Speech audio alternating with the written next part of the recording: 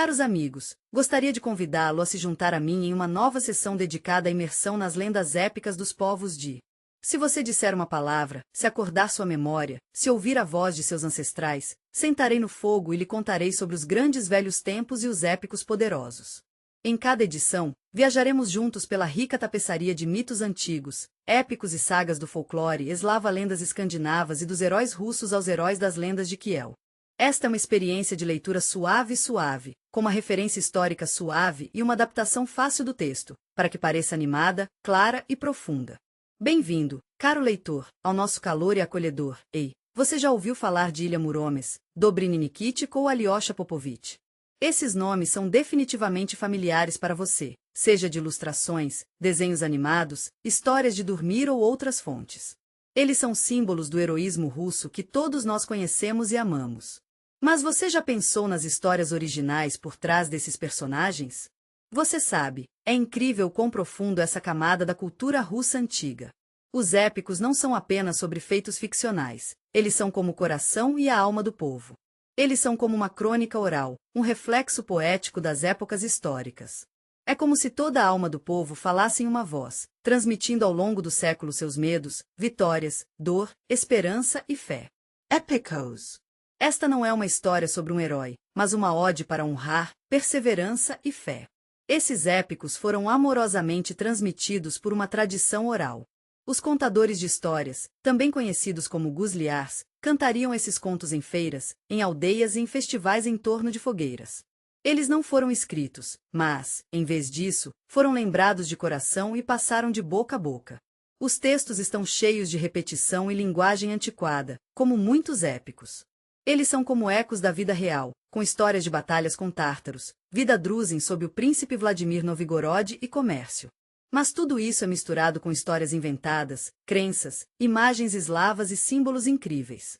Se você estiver interessado em ouvir esses épicos como eles poderiam ter sido, este vídeo é para você. Fizemos algumas pequenas mudanças técnicas para preservar o sopro do folclore enquanto fazia o discurso vivo e compreensível para o ouvido moderno. É uma atividade noturna perfeita para um tempo tranquilo, relaxamento ou tempo com um ente querido. Feche os olhos, envolva-se em um cobertor e deixe o silêncio envolvê-lo. Esteja atento e ouça de perto. Seus ouvidos estão abertos, prontos para mergulhar em todas as palavras.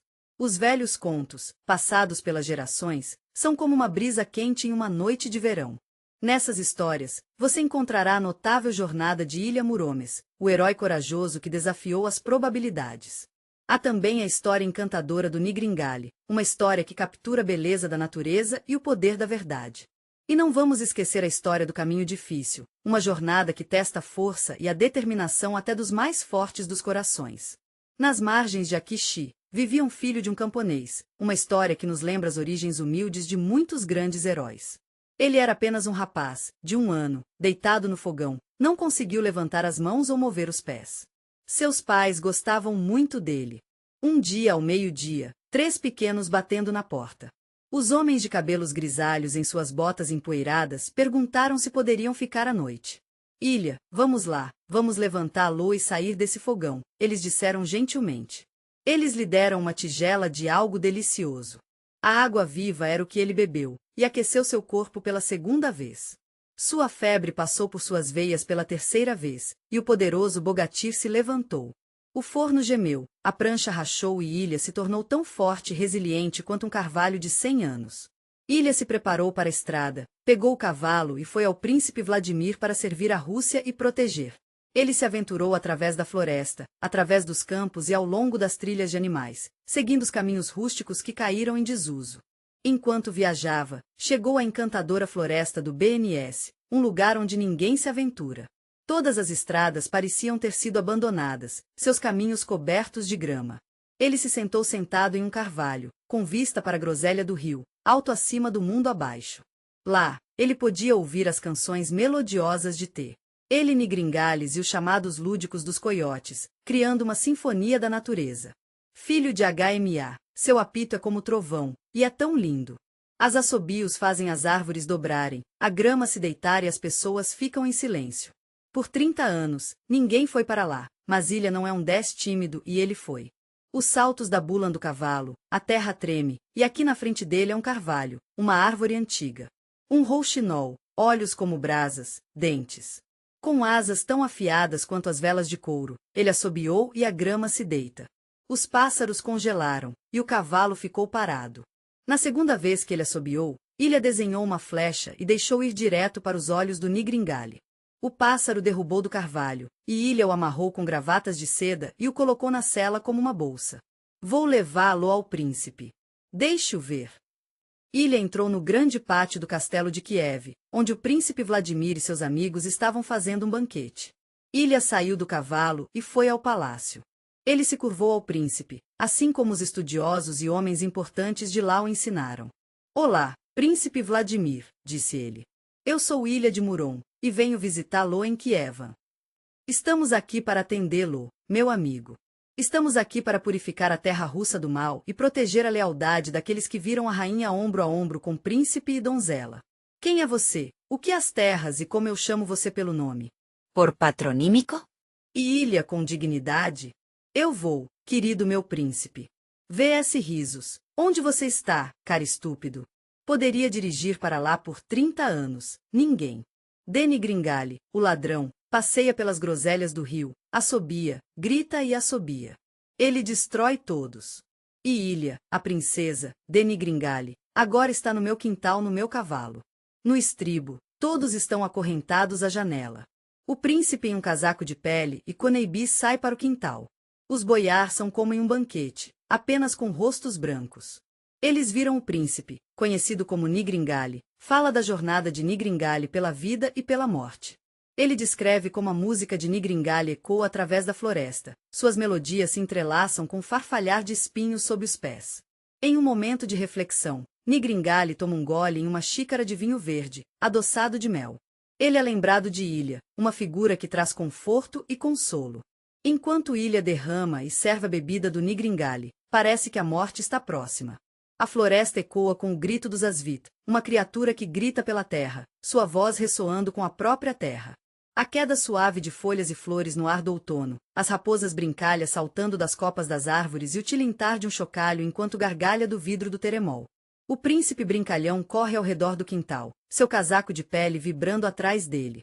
Ilha, sentindo-se um pouco protetor, o cobre suavemente. Eu disse para você entrar no chão do apito, por que você não ouviu?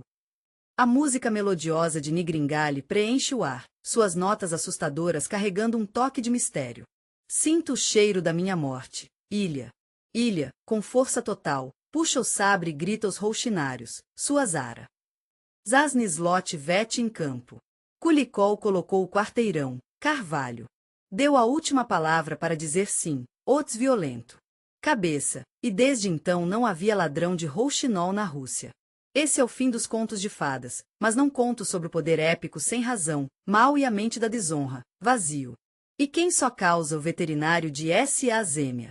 Deixe você também se tornar um homem bom, quando precisar como Ilha, não hesite em deixar seu caminho estar reto através dos portões.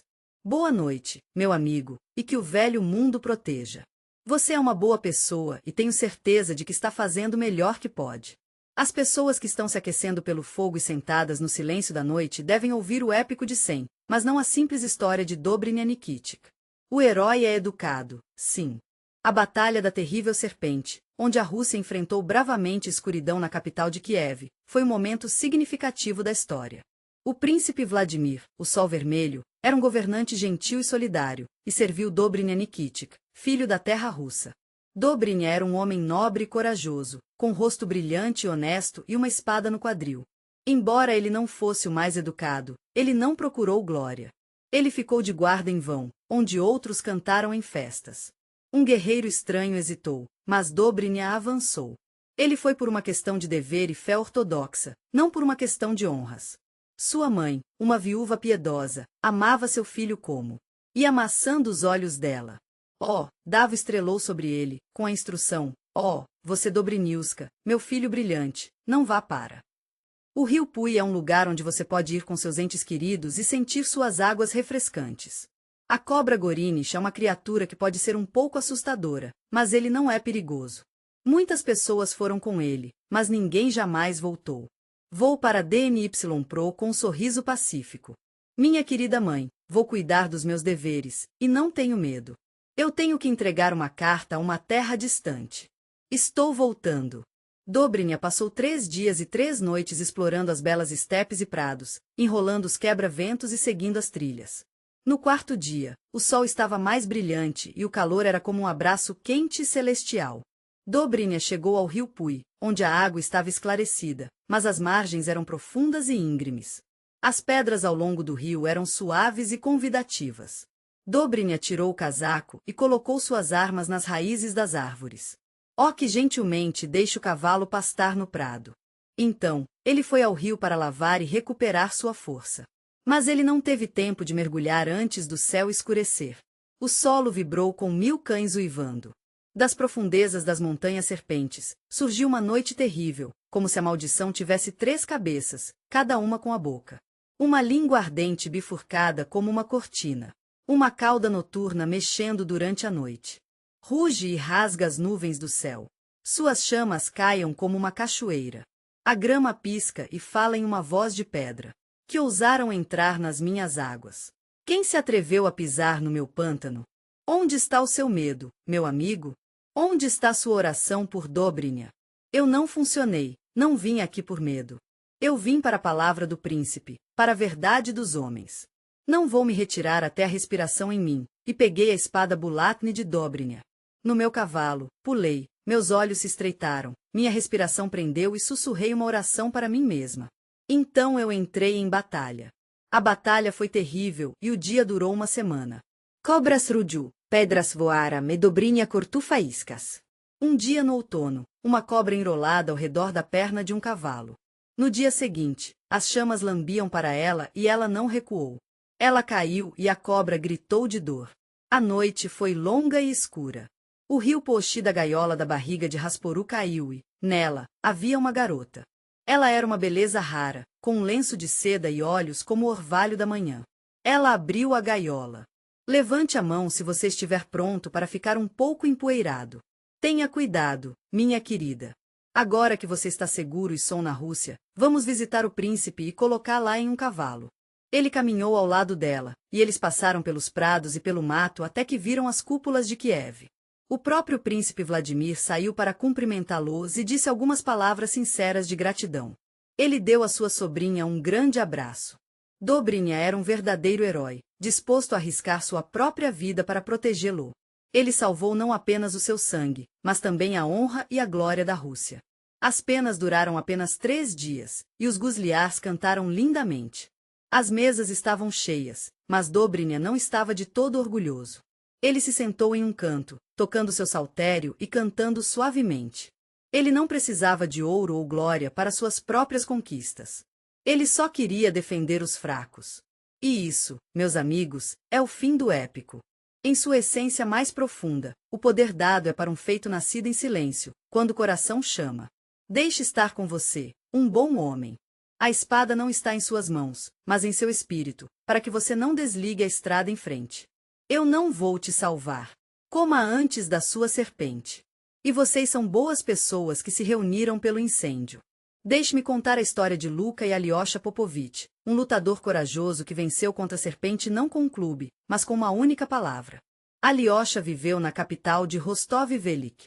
Ele era filho de um padre honesto e um servo de Deus.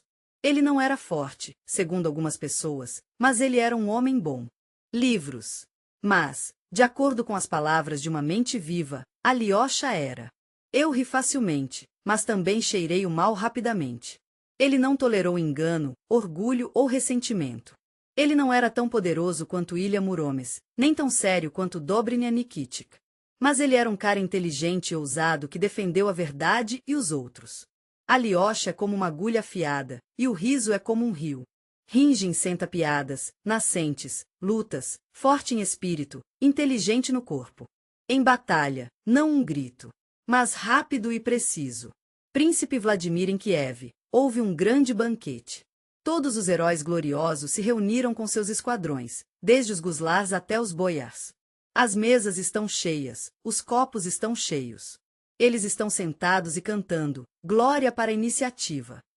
Alyosha também chegou, não de armadura, mas em um caftan escarlate, em botas hábil, com uma harpa nas costas. Com um sorriso nos olhos, ele parabenizou o príncipe, curvou-se e sentou-se com os boiars. A cidade vai para Kiev, Tugarim, a serpente, o poderoso inimigo de terras estrangeiras. Nem há uma lenda sobre um homem ou um animal, mas ele também faz parte da tribo serpente. Ele tem um capacete vermelho na cabeça e asas de couro. Ele pode comer 3 touros de cada vez e beber um barril de mel sem ficar bêbado. Eles dizem que Tugarim voa em um cavalo mágico, e sua espada é mais longa que uma lança. As chamas vêm de sua boca, e ele ri com uma voz como uma trombeta. Ele foi quem destruiu o Tugarim quando ele andou em Kiev. Rei, meu amigo, vamos brindar com o banquete do príncipe. Vamos ficar juntos à mesa e olhar através das barbas dos boiars, bebendo nossas bebidas e apreciando a comida. Estou aqui para lhe dar minha cidade, meu ouro, minha prata e minha fé. Farei isso com amor e carinho, ou queimar tudo no Rushud. Estou esticando, virando-se para Tugorin com um sorriso. Ei, sua cobra, Steppe, você não está de pé no campo, mas está sentado nele. A caneta é mais poderosa que uma espada, e é uma maneira suave de falar. Sente-se e pense no que você está fazendo, meu amigo. Meu Tugarim bateu seus olhos como brasas, e ele estava tão orgulhoso. De quem você está rindo? Eu sou Alyosha Popovich, filho de Papa, e vou defender a Rússia. Não sou menos do que o filho do príncipe. Uma batalha foi programada para o início da manhã em um campo limpo sob um carvalho grosso. Pessoas se reuniram em torno do príncipe. E a Alyosha, o corajoso herói boiar, parecendo correndo em sua armadura. Ele tem um cafta na cabeça e, nas mãos, está segurando um escudo redondo, uma espada afiada e um salto. É como se ele tivesse a cabeça de uma cobra nas costas, não é? E depois a Tugarim, parecendo majestoso em sua armadura preta e montando um cavalo voador. Suas asas estão vibrando como bandeiras em uma tempestade, e sua espada está brilhando, enquanto seu capacete está queimando e rugindo como um animal. Alyosha, no entanto, é calmo e calmo. Ele tem um olhar determinado em seu rosto, alto e pronto para qualquer coisa. Na brisa suave, um carvalho fica forte, não balançando. Começa uma batalha, embora não seja o esperado. Tugarim voa no céu, a espada na mão e Alyosha se sente confiante. Mas a palavra bate, e Alyosha sente uma sensação de surpresa. Ei, sua cobra, imunda dourada! Que tipo de bravura do céu atacar o chão? Desça e fique como um homem. As pessoas riem. Tugarim, sentindo-se um pouco chateado, decide terminar. Música, música, Mirando quebrou a espada, cortou as asas, e no chão, não havia todo herói que é terrível, mas aquele que é puro em espírito e a verdade se mantém. O príncipe Vladimir exclamou, e Alyosha só sorriu. Não apenas com a espada, a Rússia se mantém às vezes a palavra é mais forte. As penas começaram a soar novamente, o salto tocou e Alyosha se sentou e compôs uma música. Os boiás ouviram com atenção extasiada à medida que a história se desenrolava sobre como Kunin derrotou o orgulho e como o riso é mais forte do que o grito de uma cobra. O príncipe, em um gesto emocionante, apresentou um copo para Alyosha, reconhecendo sua inteligência e coragem. Alyosha, com uma expressão atenciosa, bebeu o saltério nas mãos e olhou pela janela enquanto o sol se levantou. Sua mente se encheu de esperança para o dia seguinte. Ele sabia que outro dia estava chegando e estava pronto para abraçá-lo. Você pode encontrar um inimigo mais forte ou mais irritado que você, e às vezes, talvez não seja capaz de superá-lo. Mas, não importa o que, você tem sua mente com você. Esse é o fim do épico. Mas, a essência não é risada. Não há necessidade de correr para a espada. Apenas reserve um momento para apreciar a essência. A jornada de todos é única, alguns com uma espada, outros com palavras. Mas é essencial ter uma consciência. O mesmo. No silêncio da noite, ouvintes gentis se reuniram para ouvir a história épica de Not for His, uma história que toca o coração. Não se trata de triunfo, mas sobre perda. Não é sobre o poder de uma mão, mas sobre a ternura da alma. Danúbio Ivanovich Bogatir, uma figura de renome, falou com sabedoria. Nastásia, seu vist. OM era forte. A honra, disse ele, é mais alta que o ouro em Arton e Kiev, banhado ao sol dourado. Um banquete estava prestes a começar. Para o príncipe, Vladimir, sunstone vermelho, hall, bancos abobadados, pintados, boiars nas mesas, cavaleiros cantando salmos, espuma, é uma honra alegre. O príncipe levantou a xícara e disse: "Oh, vocês são meus heróis, que vão além do mar azul e me trazer uma garota brilhante, não apenas a beleza, mas também a razão e a dignidade para se tornar uma princesa na Rússia." Os vigilantes ponderaram o caminho. É um mistério. Odin se levantou alto e reto. Em seus olhos, um brilho, em sua voz, força. Ele era o filho de Streltsi, um homem corajoso e um pistoleiro. Ele usava a honra como armadura. "Eu irei, meu príncipe", disse ele. Eles se uniram para aqueles lugares, onde o amanhecer fica rosa sobre as montanhas, onde os castelos de pedra estão, onde as meninas são aprendidas e ousadas.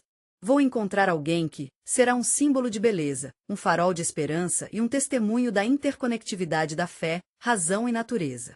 A fé repousará na parte de trás do cavalo de Voronov, o cinto será um lembrete de nossa conexão com a terra, e o sabre será um símbolo de nossa força e unidade. O Danúbio será o nosso caminho, levando-nos a uma jornada de descoberta e crescimento.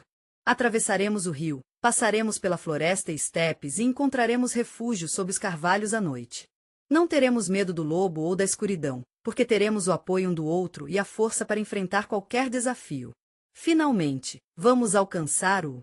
Em uma terra que é um mistério para as esculturas, o czar encontrou alguém que está procurando a Rússia. Eles dizem que Nastasia Korolevna tinha olhos como lagos sem fundo, uma voz como uma corrente de primavera, uma mente como um homem sábio e orgulho como um guerreiro. O Danúbio chegou à corte real, não como ladrão ou convidado, mas como um viajante honesto do tipo e benevolente príncipe Vladimiros, adornado com uma coroa de ouro, perguntou com uma voz gentil: "Meu amigo, quem tem um arco no seu ombro, mas não com um olhar ameaçador em seus olhos? Eu te vejo como um mensageiro de mensagens." Danúbio respondeu com um tom caloroso e honesto: "Eu sou o mensageiro do príncipe Vladimiros. Falo não apenas em sua voz, mas também por conta própria, como homem, como guerreiro e como alma. Vejo diante de mim uma donzela, mas uma alma que fica em silêncio há muito tempo, como se fosse tomada. Eu entendo, e não tenho medo. Não vou vender você porque tenho medo. Nastasia Assentiu. Serei sua esposa se você for ao meu lado e não na frente. Se você me aceitar como igual, não como um troféu, seremos bons." Eles partiram no caminho de volta, longe, dirigindo dia após dia. Nastasia, em suas roupas de viagem com um lenço em seus ombros, fala tanto quanto Danúbio na noite. Eles se reuniam ao redor da fogueira, compartilhando histórias sobre vida, pessoas e honra. Ela parecia tão jovem e cheia de vida, sábia além de seus anos. Eles riam, cantavam e corriam pelas estepes. Mas um dia, quando o sol estava se pondo em um belo brilho escarlate, quando o vento estava forte, quando a grama estava banhada no verde mais escuro, eles pararam durante a noite. Eles construíram um incêndio, comeram pão e ficaram em silêncio. E de repente, o Danúbio falou. É como uma sombra em NM ganhou vida.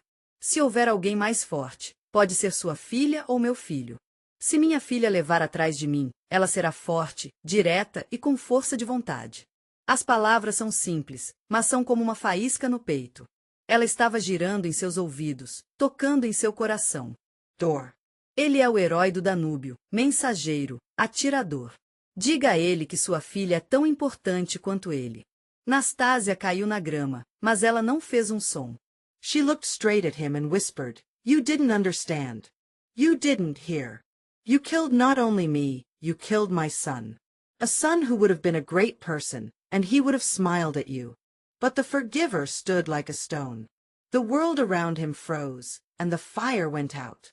Horse recoiled, and he understood too late. He took off his cap, kissed Nastasia's forehead, and slowly made his way to the river, not to bathe, mas parecer." Nastasia era uma mulher tão sábia. Ela morreu com tanta honra. Ela lhe deu não apenas força, mas também o dom de ouvir. Por favor, minha querida, não erre. Com ressentimento.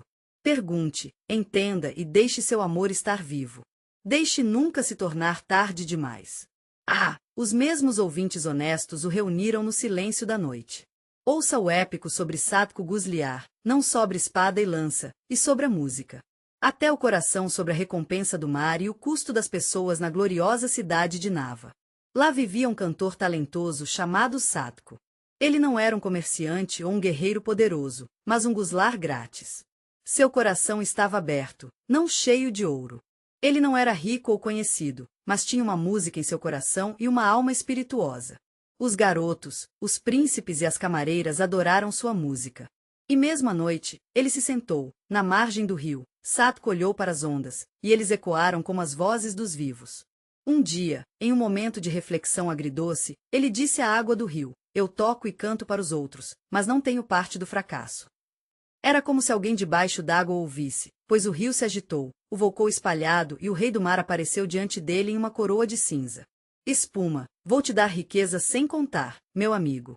Lembre-se de que a hora do acerto de contas chegará, então não se esconda. Satko acordou. Era Tolividen, e o peixe na rede brilhava com ouro. Ele foi aos comerciantes em Ilmen. O peixe estava lá e eles riram. Satko iniciou uma disputa, venceu e pegou a garrafa e o tesouro da cobra, mas com o ouro veio a guerra. Ele navegou. Era uma vez, no mar azul brilhante, vivia um telhado corajoso e aventureiro. Um dia, enquanto navegava sobre as ondas, de repente viu algo estranho. O mar estava calmo, mas as ondas pareciam congeladas de medo. O timoneiro, entendendo a gravidade da situação, sabia que os deuses do mar estavam chateados. Eles exigiram um sacrifício, e o timoneiro, sabendo que o rei do mar era uma alma gentil e generosa, sabia que ele tinha que fazer o que os deuses pediram. Então, o timoneiro pulou ao mar, ansioso para encontrar o rei do mar novamente. Ele foi levado pelas ondas para o reino do mar, onde o rei o cumprimentou calorosamente. O rei pediu ao timoneiro para pular em uma poça profunda e misteriosa de neblina, onde ele encontrava as donzelas do mar de pérolas. Jogue, Satko. Ligue para mim nas cordas, meu amigo. O mar estava tempestuoso, os navios estavam afundando, os pescadores estavam sendo lavados e Satko entendeu que o problema era de diversão. Ele parou de tocar suas cordas. O rei ficou enfurecido e exigiu que Satko cantasse e ficasse careca. Não posso dizer, Satko, se os vivos estão morrendo. O rei então disse: casar com minha filha. Escolha 100 belezas diante de você, brincando, mas... Satko olha para eles e vê que eles nem todos são giz. Chernavusha está em um canto, uma donzela simples com olhos como arbustos. Ele a escolhe e imediatamente acorda na praia, onde o sol, a grama e o vento estão vivos, e Chernavusha está lá com ele. Satko é um guslar novamente, sem um tesouro, mas rico em alma, livre e honesto. Suas músicas não são para a glória das pessoas. Mas, meus queridos ouvintes, que isso seja uma lição. Não é quem faz parte do ouro que é rico. É quem mantém a verdade em seu coração e defende a verdade onde quer que a onda continue adiante. Minha próxima palavra é para a memória, não para a espada, mas para o arado, não sobre sangue, mas sobre o poder da paciência. Ouça o antigo sobre como o príncipe se encontrava antes. O Plougan era um homem simples que viveu a verdade. Oh, o Volga Sviatoslavish Mikol Selenishin Sonikiev sob a barraca do Azur. Lá vivia o príncipe Volga Sviatoslavish, uma família nobre, um espírito maravilhoso. Ele não era apenas forte com um sabre, mas também com uma mente que podia ver e um coração que não podia ouvir. Os boatos se espalharam por toda a terra russa, talvez o Volga. Ele tinha muito potencial. Ele poderia se transformar em uma besta, talvez mergulhar como um peixe ou vibrar como um pássaro. Essa era sua natureza, mas um dia ele se sentou na torre e disse: não quero. Quero reunir um bom esquadrão, não cães militares, mas irmãos leais. Que eles não sejam apenas fortes, mas também honestos. Não apenas ousado, mas também sincero. E ele foi com os mais jovens para procurar essas pessoas na Rússia. Eles caminharam como foxes caminhavam pelos campos dia e noite, e um dia em um amanhecer enevoado, eles viram algo verdadeiramente incrível, um homem forte em um campo vasto e rolante. Ele tinha bois para trás. Ele parecia um jovem carvalho com braços e ombros largos e fortes. O sulco que ele cavou com a espada era suave e uniforme. A terra parecia cantar com alegria, como se comemorasse a chegada de Mikola Selenin, filho. Eu sou neto de um lavrador e arar para ganhar a vida para você. Eu não sou um soldado ou um comerciante, mas falo terra com alegria e pão. Volga ficou surpreso, e eu também. Mikola, estou impressionado com sua força.